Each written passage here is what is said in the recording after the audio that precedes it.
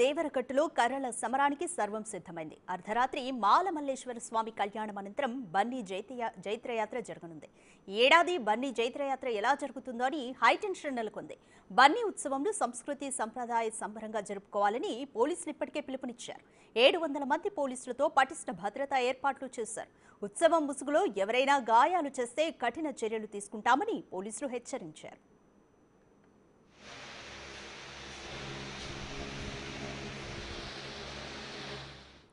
దేవరగట్టు ఉత్సవాల్లో అన్ని శాఖల సమన్వయంతో పకడ్బందీగా ఏర్పాట్లు చేశారు. 110 సీసీ కెమెరాలు, 10 డ్రోన్ కెమెరాలను ఏర్పాటు చేశారు. సీసీ కెమెరాలకు ఒక కంట్రోల్ రూమ్ ని కూడా ఏర్పాటు చేశారు.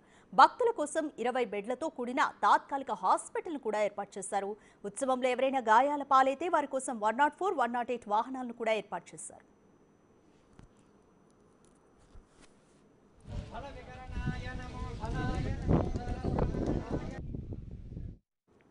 బన్నీ ఉత్సవంలో పరిసర గ్రామాల నుంచి దాదాపు 1.5 లక్షల మంది పాల్గొనే ఛాన్స్ ఉంది.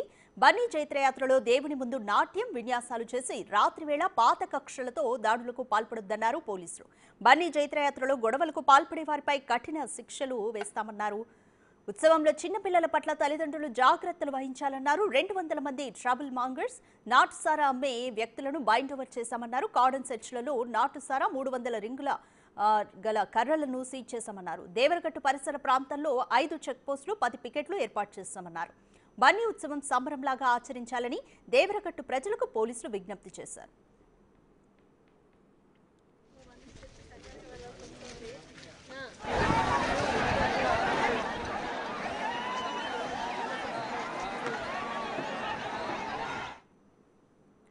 మోర్ డీటెయిల్స్ మా ప్రతినిధి శ్రీరామ్ అందిస్తారు. శ్రీరామ్, దేవరగట్టు బన్నీ జైత్రయాత్రకు సంబంధించి గతంలో జరిగిన ఘటనల్ని దృష్టిలో పెట్టుకుని ఈ సంవత్సరం ఎటువంటి అవాంఛనీయ ఘటనలు జరగకుండా పోలీసులు ఎటువంటి చర్యలు తీసుకుంటున్నారు? రాధిక, దేశంలో ఒక్కో ప్రాంతానికి ఒక్కో ఆచార సాంప్రదాయ పద్ధతులు ఉంటాయి. కానీ కర్నూలు జిల్లా దేవరగట్టు మాత్రం అందుకు భిన్నంగా ఉంటుంది. గత సంవత్సరాలుగా తమ పూర్వీకుల నుండి ఈ యొక్క దేవరగట్టు బన్నీ ఉత్సవంలో అర్ధరాత్రి మాల మల్లేశ్వర స్వామి కళ్యాణ అనంతరం ఒక్కసారిగా బన్నీ జైత్రయాత్ర ప్రారంభమవుతుంది. బన్నీ జైత్రయాత్ర దాదాపు 800 అడుగుల ఎత్తులో వెలిసిన మాల మల్లేశ్వర స్వామి ఉత్సవ విగ్రహాలను తీసుకొని వచ్చే క్రమంలో పెద్ద ఎత్తున బన్నీ బజారు పరిసర ప్రాంతాల్లో 2 వర్గాలుగా ఉత్సవ మూర్తులను కైవసం చేసుకోవడం కోసం పెద్ద ఎత్తున యొక్క 2 వర్గాలుగా యొక్క ఘర్షణ వాతావరణం నెలకొంది. అలాంటి సిచ్యువేషనే ప్రతి ఏటా పోలీసులు దాదాపు 700 మంది పోలీసులు విధిలో ఉన్నప్పటికీ కేవలం ప్రేక్షక పాత్ర వహిస్తారని ఇప్పటికే గతంలో పలుసార్లు మానవ హక్కుల సంఘం ఫిర్యాదు చేసినటువంటి పరిస్థితి. ఎందుకంటే అర్ధరాత్రి సాంప్రదాయం సంస్కృతి పేరిట హింస కొనసాగుతుంది అని గతంలో మానవ హక్కుల సంఘం కూడా ఫిర్యాదులు చేసినటువంటి పరిస్థితి. అలాంటి పరిస్థితి ప్రతి ఏటా కర్నూలు జిల్లా లో ఉండే ఎస్పీ అనేక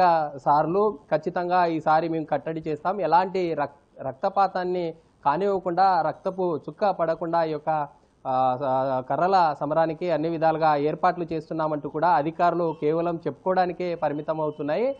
ఎలాంటి చర్యలు కూడా చేపట్టడం లేదంటూ కూడా పెద్ద ఎత్తున విమర్శలు వస్తున్నటువంటి పరిస్థితి. ఈరోజు అర్ధరాత్రి జరిగే ఈ కర్రల సమరానికి అందరిలో ఉత్కంఠ నెలకొంది. ఎందుకంటే ఈసారి ఈ యొక్క బన్నీ జైత్రయాత్ర ఎలా ఉండబోతుంది, ఎందుకంటే గత ఏడాది కూడా అనేక మందికి గాయాలతో పాటు కొందరు 3 నుండి 4 మంది కూడా మరణించినటువంటి పరిస్థితి. కానీ ఈసారి ఎలా ఉండబోతుంది, అధికారులు గతంలో ఇంకా కట్టుదిట్టమైనటువంటి ఏర్పాట్లు చేసేవారు. గతం కంటే ఇప్పుడు ప్రజెంట్ ఉన్నటువంటి టెక్నాలజీ ప్రతి ఏడాది మారుతూ ఉంది. ఇప్పటికే పోలీసులు 700 మంది బందోబస్తుతో పాటు దాదాపు 110 సీసీ కెమెరాలు, ఒక 10 డ్రోన్ కెమెరాల ద్వారా ఎప్పటికప్పుడు మానిటరింగ్ చేస్తూ ఉన్నారు. ఇప్పటికే ఎవరైతే ట్రబుల్ మాంగర్స్ ఉన్నారో, గతంలో ఇబ్బందులకు గురి చేసినటువంటి వారికి ఇప్పటికే ముందస్తుగా బైండ్ ఓవర్ కేసులు పెట్టినటువంటి పరిస్థితి. ఒక 5 చెక్ పోస్టులను ఏర్పాటు చేసి ఎక్కడికక్కడ ఈ యొక్క దేవరగట్టు ఉత్సవాలకు వచ్చేటటువంటి వారు రింగు కర్రలను ధరించకుండా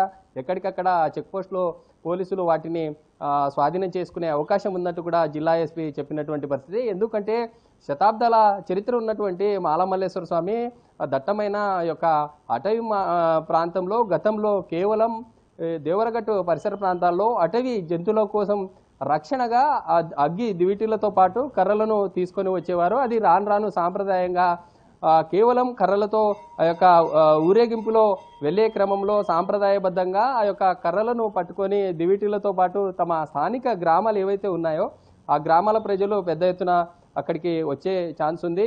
అంటే ఈ యొక్క ఉత్సవంలో రాత్రి 7-8 సమయంలో కంప్లీట్గా భక్తులందరూ కూడా ఒకేసారి పైనకి చేరుకుంటారు. ఒక్కసారిగా అర్ధరాత్రి సమయంలో భక్తులు పెద్ద ఎత్తున స్వామివారి కళ్యాణ మహోత్సవం అనంతరం పెద్ద ఎత్తున బన్నీ బజార్కి చేరుకుంటారు. బన్నీ బజార్కి చేరుకున్న తర్వాత ఈ యొక్క యుద్ధ వాతావరణం తలపిస్తుంది. ఈ యుద్ధ వాతావరణం ఈసారి ఎలా ఉండబోతుందని అధికారులు ఏర్పాట్లు చేసినా ఎలాంటి సిచ్యువేషన్ ఉంటుందో అనేటటువంటి ఉత్కంఠ అయితే ఇటు ఆ యొక్క పరిసర ప్రాంతాల ప్రజలతో పాటు ఈ మన 2 తెలుగు రాష్ట్రాలతో పాటు పక్కనుండే రాష్ట్రాల ప్రజలు కూడా ఈ యొక్క ఉత్సవాన్ని తిలకించడం కోసం దాదాపు 1,00,000 మంది పైగా వస్తారంటూ కూడా అధికారులు అంచనా వేసినటువంటి పరిస్థితి.